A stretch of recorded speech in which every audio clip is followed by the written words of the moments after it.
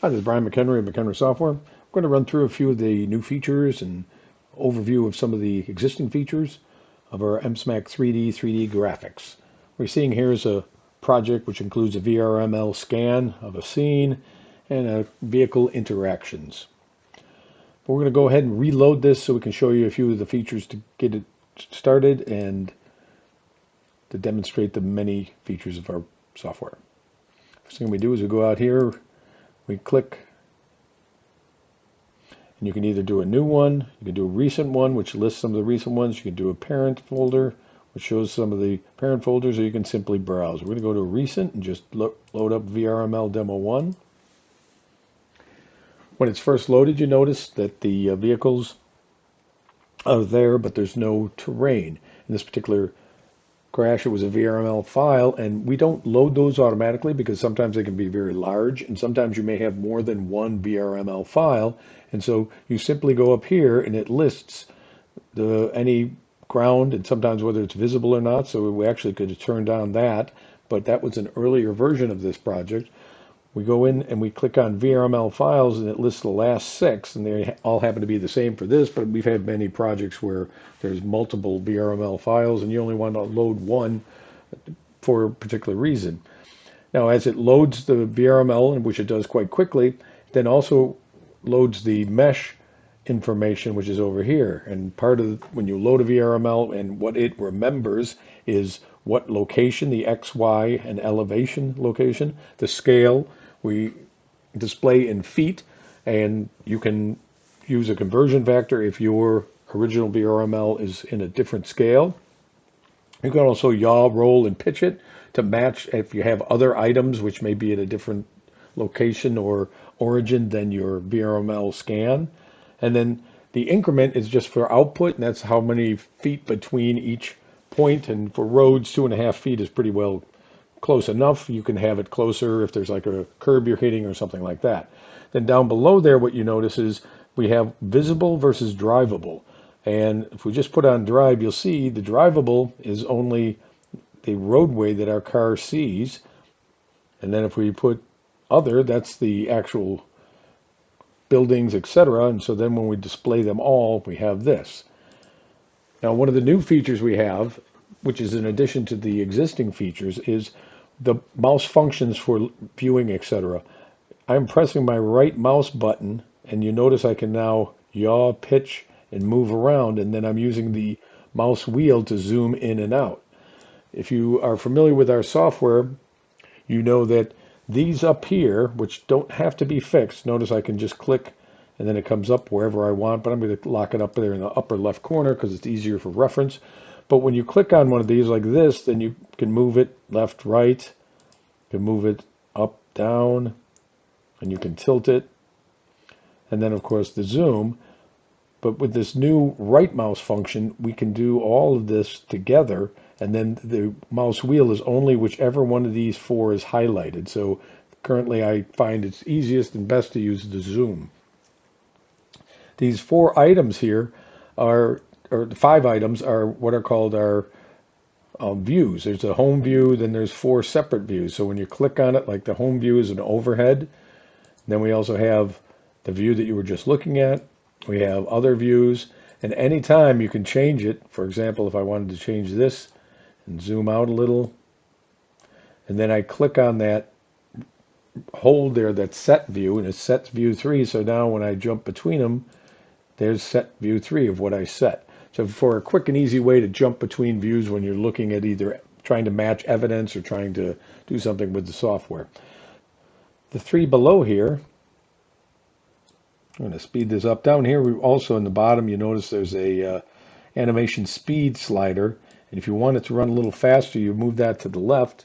And now when you play it, it runs at least the vehicles. Now, obviously, this is starting from a stop, but it runs at a little less time between display frames. And that's so you can actually sync it to try to make it more real time, etc. But now if we go up here, there's 3 separate items. And if we click on the one to the right and then click on use current view, it shows you what is the current view. And then you can actually manually make a change like to 47 and say OK. Then when we click on that, you see that it moves up a little bit. And then obviously that saves it, so then you can come back here and there it is, that saved view. For example, let's just do this one on the second one. We click on that and we say use current view. And instead of 100, let's go down to 80. Now when we click on that, see it's down a little, and that's, you see how it's a way to create up to 8 different views for when you're doing viewing a crash reconstruction. If you look at our instructions, you see that making a movie is very simple. You just simply click this, select a size. Like right now, it's not in a size, it's a standard size. There's a size guide where it tells you what the standard sizes are. It's not all fitting on this, but and then that you can set it. You set size. You see here are all the different sizes that are what are called standard sizes. Once you set a size, you can then have it so that the size will be matched by the window size, etc. There's options. This is in some other documentation. So now we've talked about our view. There's also this what's called the lens angle. And for overhead views, to make sure, like this is a pretty good overhead view, but to make sure that you don't have any angularity to it, you can set that lens view to 0 and then zoom back out.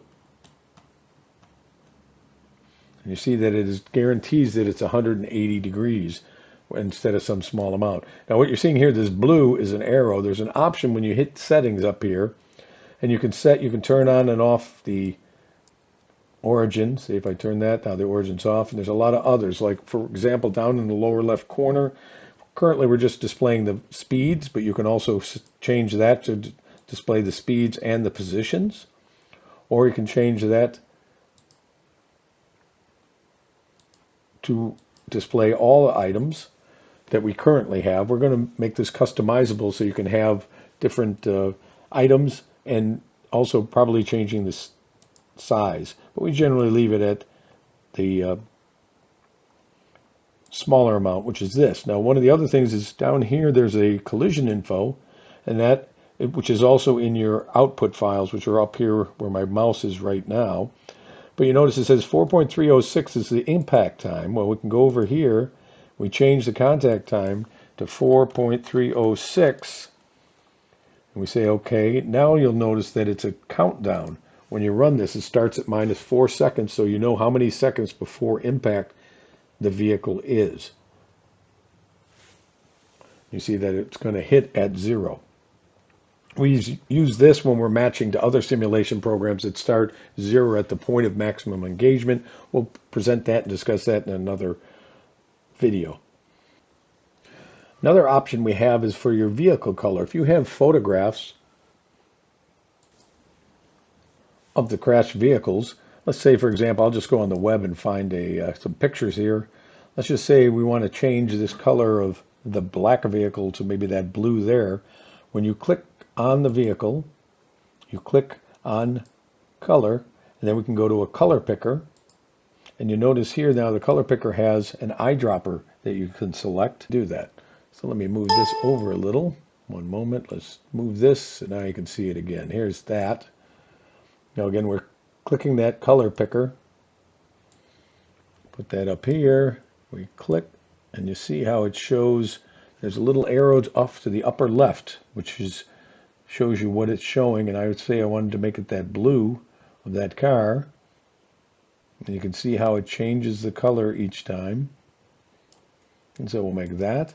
Now you notice that car over here, let's bring it back, is that color. It's a quick way to change the color to something more similar to what your vehicle is. We're soon to be adding textures and reflections, but those are coming up in updates.